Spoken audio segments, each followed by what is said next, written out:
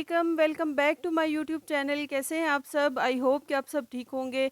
आज की video Sunday morning से स्टार्ट हो रही है और बच्चों का आज प्लान था बाहर नाश्ता करने का। तो यहाँ पे हम बाहर नाश्ता करने के लिए आ गए थे और हस्बे मामूल जब आप कहीं भी जाते हैं तो सबसे पहले जाते ही आप लोगों की सेल्फी स्टार्ट हो जाती हैं। और यहाँ पे नशरा अपना मोबाइल लेके अपनी पिक्चर्स बना रही थी और जाहिद अपनी और हुसैन की बना रहे थे और मैंने सोचा कि मैं इन सब की ही बना देती हूँ। तो बस ऐसे ही हँसी मज़ाक चल रहा था और उसके बाद जी नाश्ता आ गया और नाश्ता काफ़ी मज़े का था और बच्चों ने भी और हमने भी मिलके नाश्ता किया और काफ़ी एंजॉय किया। तो इसलिए हम कभी-कभी बाहर नाश्ते का प्लान रख लेते हैं। मोस्टली तो घर में ही बन रहा होता है, लेकिन अगर कभी किसी दिन छुट्टी होती है और बच्चे इसरार कर रहे हों तो फिर हम बाहर का नाश्ता कर लेते हैं। और यहाँ पे ये मैं नाश्ता करने के बाद अपनी अम्मी की तरफ चली गई थी। मेरे फ़ादर को थोड़ी-सी चोट वग़ैरह लगी हुई थी, तो मैंने सोचा कि मैं उनको देख आती हूँ, आज छुट्टी है।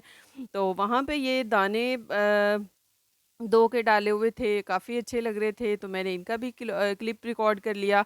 और उसके बाद जी हम जल्दी ही वापस आ गए थे, बस 1 घंटा बैठे क्योंकि गर्मी बहुत ज़्यादा थी और घर में हस्बैंड को बहुत सारे काम थे। और छुट्टी का 1 दिन होता है और कितने सारे काम हमने पेंडिंग रखे होते हैं इस दिन के लिए। तो फिर हम वापस आ गए थे और फिर दोपहर के खाने का टाइम हो गया, तो मैंने सोचा कि मैं जल्दी-जल्दी से चावल बना लेती हूँ। और आज चावल सिर्फ़ गोभी डाल के बनाऊँगी और गोभी मैंने काट के रख ली थी और बाकी भी सारा मसाला बना के तैयार करके रख दिया हुआ था। और यहाँ मैंने अनियन को ब्राउन होने के लिए रख दिया और जब ये हल्का-सा ब्राउन हो गया है, तो इसमें मैं थोड़ा-सा पानी डाल के इसके ऊपर ढक्कन दे दूँगी, इससे एक अच्छा-सा कलर इसका निकल आएगा। मैंने बहुत ज़्यादा प्याज़ को ब्राउन नहीं किया, अगर आपको चावलों का ज़्यादा अच्छा डार्क कलर पसंद है, तो आप ज़्यादा ब्राउन कर लें और अगर आपको थोड़े से लाइट कलर के चावल पसंद हैं, तो आप अनियन को थोड़ा-सा कम ब्राउन कर लें। और मैंने इसको थोड़ा-सा कम ब्राउन इसलिए किया था क्योंकि गर्मी ज़्यादा थी और जितना लाइट सा कलर हो चावलों का उतना ही ज़्यादा अच्छा लग रहा होता है गर्मी के मौसम में। तो पानी डाल के इसको मैंने थोड़ी देर पकाया, उसके बाद मैंने फिर ग्रीन चिलीज़ और जिंजर गार्लिक का पेस्ट इसमें ऐड कर दिया था। और ये ऐड करने के बाद मैं इसको थोड़ा-सा मिक्स करूँगी और साथ ही मैंने इसमें टमाटर भी ऐड कर दिया था। और टमाटर ऐड करने के बाद फिर बाकी सारी स्पाइसेस मैं ऐड कर दूँगी। बहुत ज़्यादा मसाले नहीं डालूँगी, सिर्फ़ खुश्क धनिया डालूँगी और उसके बाद ज़ीरा, ग्रीन चिली और सॉल्ट। बस ये 4 चीज़ें ऐड करके मैं इसको अच्छी तरह से भून लूँगी मसाले को। और ये जब गर्मी होती है तो बहुत ज़्यादा मसाले वग़ैरह इस तरह की कोई भी चीज़ें खाने का दिल नहीं कर रहा होता, तो इसलिए फिर ये हल्के-फुल्के से जो राइस हैं इनको दोपहर के टाइम आप बना लें तो ये काफ़ी अच्छे लग रहे होते हैं और बच्चे भी बड़े शौक से खा लेते हैं। तो इसलिए मैंने भी यही डिसाइड किया कि आज मैं चावल बना लेती हूँ। थोड़ी-सी मैंने रेड चिली भी ऐड कर दी थी और ग्रीन चिलीज़ साबुत भी मैंने इसमें 3 डाल दी थी और उसके बाद जब ये अच्छे से भुन गया और इसका ऑयल सेपरेट हो गया तो फिर मैंने इसमें गोभी डाल दी है। और गोभी डालने के बाद मैं इसको थोड़ी देर अच्छी तरह से भूनूँगी और भूनने के बाद फिर मैं इसमें पानी डाल दूँगी। और पानी में अगर 1 ग्लास मेरे पास चावल होते हैं तो तकरीबन मैं डबल पानी नहीं डालती, बल्कि दूसरा ग्लास जो होता है उसको थोड़ा-सा कम, हाफ़ से थोड़ा-सा ज़्यादा पौना ग्लास डाल देती हूँ। और उसके बाद फिर मैंने इसमें पानी ऐड कर दिया था और जब उसमें बॉयल आ गया तो अब मैं इसमें चावल ऐड कर दूँगी।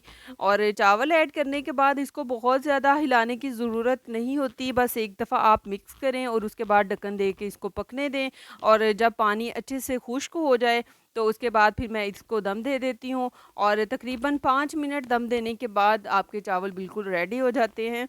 और यहाँ भी ऐसे ही मैं पानी ढक्कन दे के इसको पकने के लिए रख दूँगी और उसके बाद मैंने दम दे दिया था और यहाँ पे हमारे मज़ेदार चावल तैयार हो गए हैं। और चावल बहुत ही खिले-खिले से बने थे और लाइट सा कलर जिस तरह का मैं चाह रही थी कि गर्मी है, थोड़ा-सा लाइट ही कलर रहे, उसी तरह के ही चावल बने थे और बच्चों को और हमें बहुत पसंद आए और दोपहर को हमने सुकून से बैठ के सबने इकट्ठे लंच किया।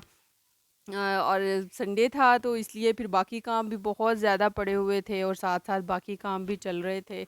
और जो भी वर्किंग वुमेन्स या वर्किंग मेन्स होते हैं उनको तो पता ही है कि पूरा वीक उनका इसी तरह से गुज़र गुज़र जाता है और फिर संडे वाले दिन ही उनका सारा काम उन्होंने अपना वाइंड अप करना होता है। और हमारा तो ये है कि हमने साथ-साथ अपना घर बनाना स्टार्ट किया हुआ है, तो उसके भी बहुत सारे काम होते हैं जो हम संडे वाले दिन निपटाते हैं। हस्बैंड सारा जितना भी काम होता है उसको संडे को ही जाके देख रहे होते हैं। और उसके बाद दोपहर का खाना खा के थोड़ी देर आराम किया और उसके बाद फिर मैंने मंडे के दिन के बच्चों के लंच की तैयारी स्टार्ट कर दी। और मैंने ये वेजिटेबल्स वगैरह सब कट करके रख दी, क्योंकि बच्चे कह रहे थे कि उन्होंने मैक्रोनी लेके जानी है। तो फिर मैंने सारी वेजिटेबल्स कट करके रख ली थी। और उसके बाद जी ये अगले दिन सुबह मॉर्निंग का टाइम है और सुबह उठते ही सबसे पहले मैं मशीन चला देती हूँ और उसके बाद फिर बाकी सारा काम करना स्टार्ट कर देती हूँ। कपड़े और सर्फ़ ऐड करने के बाद मैंने मशीन को चला दिया था और कपड़े भी धुलने लग गए थे। और उसके बाद किचन साफ़ ही होता है, रात को साफ़ करके ही मैं सोती हूँ, लेकिन फिर भी जब मैं सुबह उठती हूँ तो एक दफ़ा फिर मैंने चूल्हे को और स्लैब को अच्छे से साफ़ कर लेना होता है, ताकि दीवार से कोई भी क्या कीड़ा-मकोड़ा कभी स्लैब वग़ैरह पे आके घूमता फिरता रहता है। तो इसलिए मेरी यही कोशिश होती है कि मैं सुबह उठ के एक दफ़ा फिर चूल्हे को भी अच्छे से साफ़ कर लेती हूँ और उसके साथ सारी स्लैब को भी अच्छे से साफ़ कर लेती होती हूँ। और चूल्हे को मैं पहले खुश्क कपड़े के साथ अच्छे से साफ़ कर लेती हूँ और उसके बाद फिर मैं गीला कपड़ा करके अच्छे से साफ़ कर लेती हूँ, तो बिल्कुल नीट एंड क्लीन सब कुछ हो जाता है। और स्लैब के साथ भी मैं इसी तरह से करती हूँ। मोस्टली 1 हफ़्ते में 1 दफ़ा तो मैं उसको अच्छी तरह से सर्फ़ लगा के धो लेती हूँ स्लैब को। और नहीं तो डेली तो इस तरह से ही होता है, पहले खुश्क कपड़े के साथ मैं उसे अच्छे से साफ़ कर लेती हूँ और उसके बाद फिर मैं गीले कपड़े के साथ अच्छे से साफ़ कर लेती हूँ। इस तरह से बिल्कुल नीट एंड क्लीन स्लैब हो जाती है। अगर डेली किचन को अच्छे से साफ़ कर लिया जाए तो फिर बहुत ज़्यादा डीप क्लीनिंग की तो ज़रूरत ही नहीं पड़ती। और मैंने यही रूटीन रखी हुई है, बिल्कुल छोटा-सा किचन है, तो मैं इसको डेली पहले एक दफ़ा खुश्क कपड़े के साथ अच्छे से सारी पीछे वाली शीट को और स्लैब को और ओवन को और हर चीज़ को अच्छे से क्लीन कर लेती हूँ और उसके बाद फिर गीले कपड़े से कर लेती हूँ, तो बिल्कुल साफ़-सुथरी हो जाती है। इसके बाद फिर भी मैं वीक में एक दफ़ा अच्छे से सर्फ़ लगा के स्लैब को अच्छे से धो लेती हूँ और बाकी भी जो चीज़ें होती हैं उनको अच्छे से साफ़ कर लेती हूँ, तो फिर किचन इतना डर्टी होता ही नहीं है। लेकिन फिर भी कोशिश करनी चाहिए कि आप अपने किचन को बिल्कुल साफ़ और सुथरा रखें, क्योंकि खाना वग़ैरह यहाँ बनना होता है और जितनी साफ़-सुथराई का आप ख़्याल रखेंगे उतनी आपकी सेहत भी अच्छी रहेगी। और यहाँ पे मशीन भी मेरी चल गई थी और ये अभी सुबह-सुबह का टाइम था, अभी हल्का-हल्का सा ही सूरज निकलने पे था और बाहर भी काफ़ी अच्छा मौसम हो रहा था। और ये सुबह-सुबह का जो टाइम होता है ये मेरा फ़ेवरेट टाइम है। और ये इतना मज़े का टाइम होता है, सुबह-सुबह आपको परिंदों की इतनी मज़े की आवाज़ें आ रही होती हैं और हल्की-हल्की सी ठंडी-ठंडी सी हवा चल रही होती है। जितनी मर्ज़ी गर्मी हो, लेकिन मैंने देखा है कि मोस्टली ये जो सुबह का टाइम होता है ये इतना बरकतों और रहमतों वाला होता है कि इस टाइम अगर आप उठ के बाहर जाते हैं तो इतनी मज़े की ठंडी हवाएँ चल रही होती हैं। और ये मेरे मिर्च के पौधे हैं, जो आपने शायद मेरी पिछली वीडियोज़ देखी हों तो उसमें मैंने शेयर किया था जब मैंने इनको ग्रो किया था। और अल्हम्दुलिल्लाह अब ये काफ़ी बड़े हो गए हैं। और इसके साथ ही मैंने इसमें एक मनी प्लांट भी दो मनी प्लांट भी लगाए हुए हैं। और काफ़ी पौधे माशाल्लाह से अच्छे हरे-भरे से लग रहे थे और हवा की वजह से झूम रहे थे और बड़ा मज़े का ये सीन था। उसके बाद जी बच्चों के लिए आज मैकरोनी बनानी थी, तो मैं उसका सारा सामान निकाल के रख लूँगी। और यहाँ पे सारी सॉसेज़ मैंने निकाल के रख ली हैं और मैं देख रही थी कि अगर कोई ख़त्म होने वाली है तो उसकी भी नई पैक निकाल के रख लूँ। और वेजिटेबल्स जो मैंने 1 दिन पहले काट के रख ली थी, वो उनको मैंने रैप करके रखा हुआ था फ्रिज में, अब वो भी मैंने निकाल के रख ली थी। और चिकन भी मैंने निकाल के रख लिया था और चिकन की भी मैं कटिंग करके रख लूँगी। और उसके साथ ही मैंने पानी भी बॉयल होने के लिए रख दिया था, इसमें मैं मैकरोनी बॉयल कर लूँगी और साथ-साथ सारा काम भी चल रहा होगा और साथ-साथ बच्चों का लंच भी तैयार हो जाएगा। और जिस दिन मैं मैकरोनी या इस तरह की कोई चीज़ बना रही होती हूँ तो फिर मैं नाश्ता नहीं बनाती, क्योंकि फिर हम चाय के साथ हल्का-फुल्का सा यही खा खा लेते हैं नाश्ते में, फिर सेपरेट पराठा वग़ैरह इस तरह की कोई भी चीज़ मैं नहीं बनाती। और यहाँ पे मैंने ये पास्ता बॉयल होने के लिए रख दिया था और साथ-साथ मैंने चिकन काटने के लिए रख लिया था और चिकन चिकन को मैंने बिल्कुल बारीक-बारीक काटा है। और बारीक-बारीक काटे हैं तो फिर ये है कि ऑयल में जैसे ही आप इसको थोड़ी देर फ्राई कर रहे होते हैं तो ये अच्छे से गल जाता है। लेकिन मैं फिर भी जब इसको ऑयल में डालूँगी तो थोड़ी देर ढक्कन दे के पकाती होती हूँ ताकि चिकन फुली कुक हो जाए।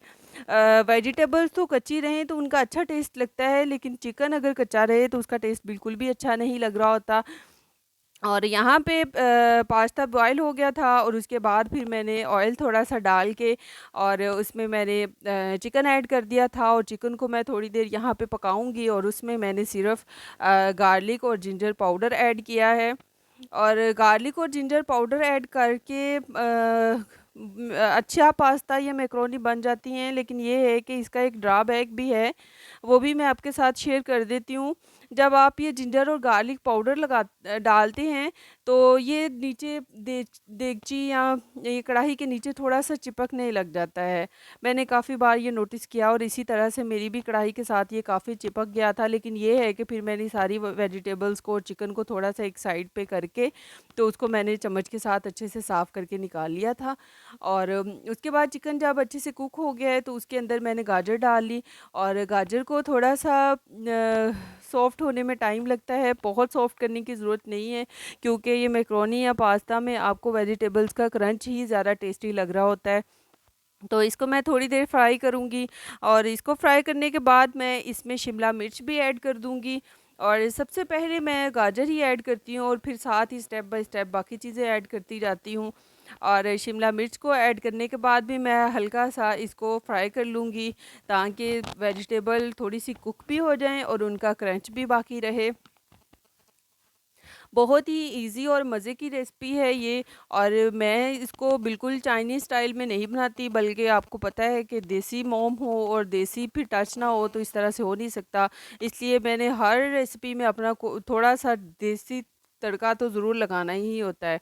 और यहाँ अगर आप देखें तो नीचे जो मैं आपसे कह रही थी कि ये अदरक और लहसुन का पाउडर नीचे लग जाता है, तो वो यहाँ पे मेरी कढ़ाई के नीचे लग गया था और फिर मैंने इसको अच्छे से चम्मच से साफ़ कर लिया था और उसके बाद फिर ये रिमूव हो गया था।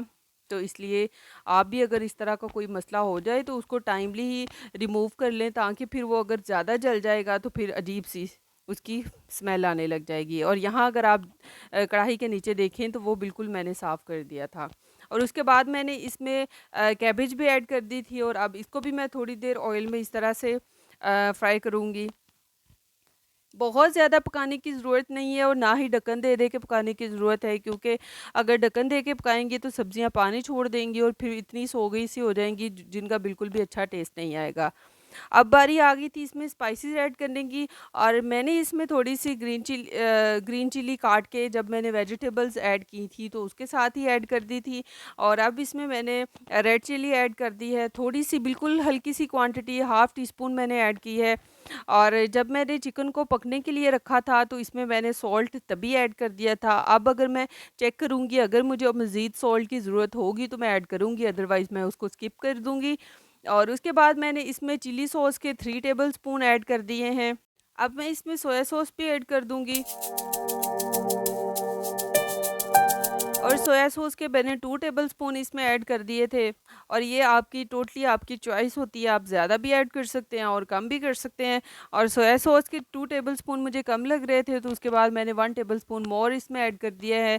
तो इसी तरह चिली सॉस के भी 3 टेबलस्पून्स थे और सोया सॉस के भी 3 टेबलस्पून मैंने ऐड किए थे।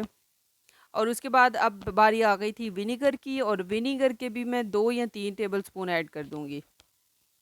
और विनेगर बहुत ज़्यादा भी बिल्कुल अच्छा नहीं लग रहा होता, क्योंकि ये बहुत ज़्यादा खट्टा होता है और अगर आप इसकी ज़्यादा क्वांटिटी ऐड कर देते हैं तो फिर बिल्कुल टेस्टलेस सी मैक्रोनी हो जाती है। उसके बाद मैंने इसमें चिली फ्लेक्स भी ऐड कर दी थी और अब इसको मैं थोड़ी देर कुक करूँगी और तेज़ आंच ही मैंने रखी, ज़रा भी मैंने इसकी आंच को लो नहीं किया था और ये तेज़ आंच पे ही मैं इसको अच्छी तरह से पकाऊंगी और उसके बाद इसमें पास्ता ऐड कर दूंगी और मज़ेदार किस्म की हमारी मैक्रोनी तैयार हो जाएगी। आपके बच्चे वेजिटेबल्स वगैरह नहीं खाते, तो ये बहुत ही आसान वे होता है बच्चों को वेजिटेबल्स देने का। आप इस तरह से उनको वेजिटेबल्स दे दें या आप सैंडविच वगैरह में ऐड करके या बर्गर वगैरह में ऐड करके बच्चों को वेजिटेबल्स दे दिया करें। मैं भी इसी तरह से ही करती हूँ।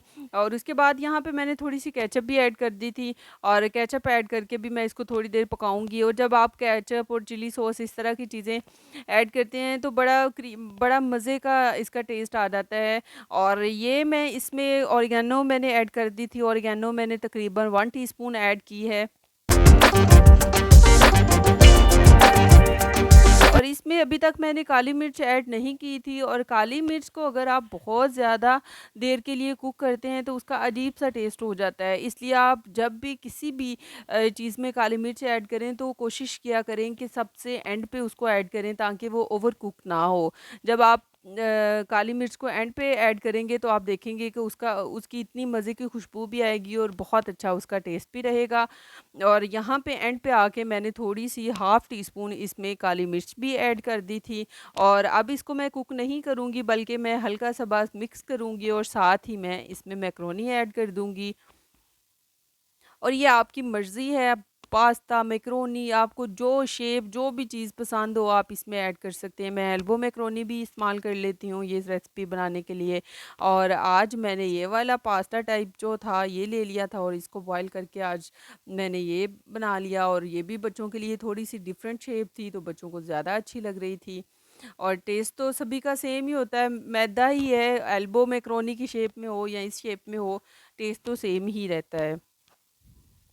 अब मैं बस इसको अच्छे से मिक्स कर लूँगी ताकि सभी वेजिटेबल्स और सारा मसाला मैकरोनी के ऊपर अच्छे से लग जाए और उसके बाद फिर बच्चों के लंच बॉक्सेस पैक कर लेंगे।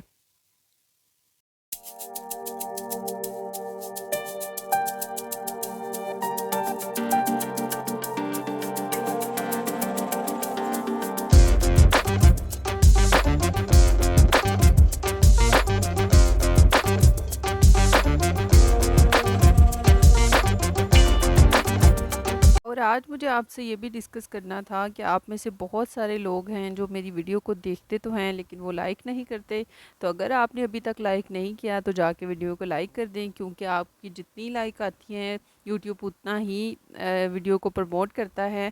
तो इसलिए वीडियो को लाइक भी कर दें और चैनल को सब्सक्राइब भी कर दिया करें क्योंकि बहुत सारे लोग हैं जो वीडियोस तो देखते हैं लेकिन उन्होंने ना तो सब्सक्राइब किया हुआ है और ना ही वो वीडियो को लाइक करते हैं और अगर आपको पसंद आती है तो फिर ज़रूर लाइक कर दिया करें। अगर आपको मेरी वीडियो पसंद आई है तो मेरी वीडियो को लाइक कर दें और शेयर कर दें और अगर आपको इस तरह का कंटेंट पसंद है तो मेरे चैनल को भी सब्सक्राइब कर लें और बेल आइकन को भी दबा दें ताकि मेरी जो भी वीडियो आए वो सबसे पहले आपको मिलेंगे नेक्स्ट वीडियो में। तब तक के लिए अल्लाह हाफिज़।